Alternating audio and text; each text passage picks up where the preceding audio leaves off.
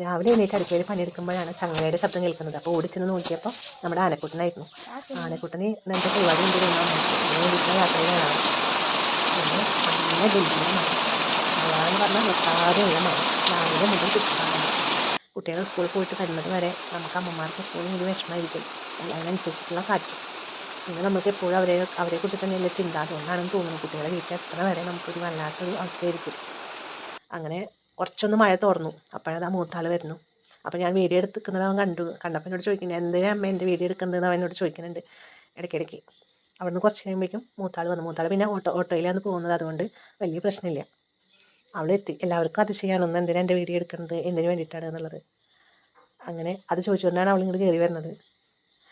അങ്ങനെ വൈകുന്നേരം സ്കൂൾ വിട്ട് വന്നു കഴിഞ്ഞാൽ ഭയങ്കര വിശപ്പിലാണ് വരിക.